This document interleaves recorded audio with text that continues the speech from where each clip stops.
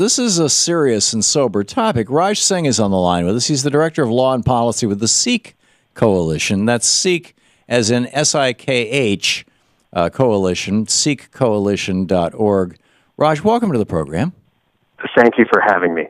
Thank you for joining us. First of all, for people who don't know what a Sikh is, would you like to give us a quick definition? Sure. A Sikh is a follower of the Sikh religion. It's a religion that was founded over 5 centuries ago in South Asia. Sikhs are distinguished by turbans and uncut hair. And the Sikh religion is the 5th largest world religion. Wow, the 5th largest. I did not realize that. I see a lot of Sikhs, and interestingly, I used to live in Portland. I used to fly through the Portland airport, and there was a fellow who was a TSA agent there who was a Sikh, and I had lunch with him one day. In fact, a very nice guy.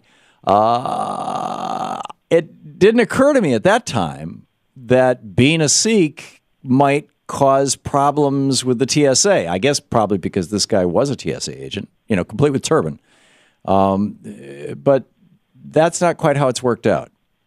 Yes. Unfortunately, in the post-9/11 environment, Sikhs have been subjected to violence and discrimination in the form of hate crimes, school bullying, employment discrimination, and also racial and religious profiling. And racial and religious profiling tends to happen most often in the context of airports at TSA screening checkpoints.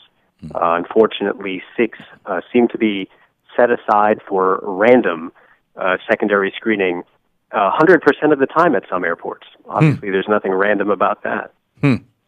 It's interesting. I got one of those. I just finished a book tour, and I went through, 8 or 10 airports in the last week and a half, and got pulled aside twice for, quote, random screenings. And but I'm an old white guy, so other than the fact that I usually look like I haven't shaved in 3 days, I'm not sure that I set off any flags. You're wearing a turban, and to somebody who doesn't have any religious sophistication, they might not be able to differentiate that from somebody who's Muslim. Do you think that's what's going on?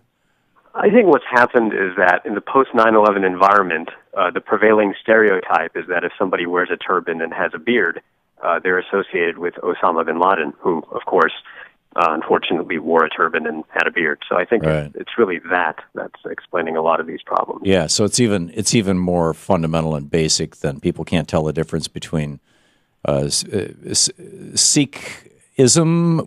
How do you say it? Yes, it's actually Sikhism. So, okay, Sikhism. The Sikhism is a variation of Hinduism, is it not?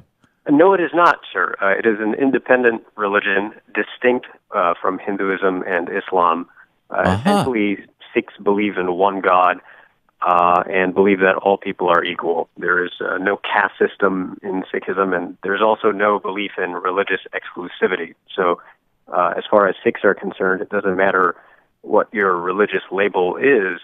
What matters ultimately is the content of your character. But but it came out of that region of southern Central Asia, did it not? Yeah, the Punjab region of South Asia. That's correct. All right. Forgive my ignorance. I really appreciate your educating me on this. So one of the cool things that you guys have done is come up with an app so that you can help educate the TSA about their agents who might not be, shall we say, behaving appropriately? That's right. We have launched an app which is free. It's downloadable on iPhones and Androids. It's called Fly Rights. And what Fly Right? Yeah, Fly Rights. Mm-hmm. And we actually have a 2.0 version of the app. We first launched it last year.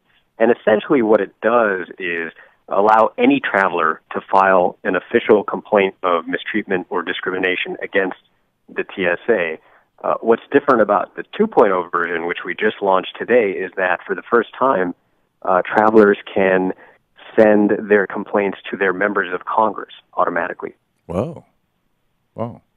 And what kind of, and you don't have to be a Sikh to use this, I'm assuming. That's correct. About half of the users of fly rights in the last year filed on the basis of discrimination with respect to race, national origin, gender, and disability status. So it's not exclusively for Sikh travelers. It's designed to be used by anybody. Yeah. And you said Sikh. So I'm mispronouncing the name of your religion. It's Sikh, not Sikh. That's right. It's Sikh. The K and the H are kind of aspirated. Yeah. But one of the points I want to underscore about this app is that over the course of the last year, we've been collecting statistics. Mm-hmm. And what's sad and unfortunate is that there's a significant gap between what DHS, the Department of Homeland Security, is reporting to Congress in this context, and what we have learned through data collection with the app. In 2012, DHS told Congress and the American people that it only received 8 complaints, just 8 complaints of TSA-related discrimination at American airports nationwide. We registered and documented 157 complaints, which were sent to DHS, by the way. So it's going to be interesting to see how DHS reconciles the difference the next time it makes a report to Congress. That's very interesting. My experience of TSA agents has been with one single exception of somebody who was just, probably should never be given a badge and authority, has been by and large positive. Is that? But you said that Sikhs are 100% being pulled out and profiled. Is this this has to feel terrible? I mean, can you describe that experience for me? Sure. It's quite stigmatizing. What happens is if you go through a body scanner or a metal detector and you don't set off an alarm, if you wear a religious head covering, the official policy is that you could be set aside for random secondary screening at the discretion of a screener. And so as a Sikh who wears a turban, if you go through a body scanner or metal detector and don't set off an alarm, you should expect to be set aside for secondary screening no more or less often than any other traveler. But in practice, what we're finding is that this discretion is being abused by the TSA at many airports, and Sikhs are being set aside for secondary screening 100% of the time, and that is suggestive of profiling. And in fact, it's not just Sikhs.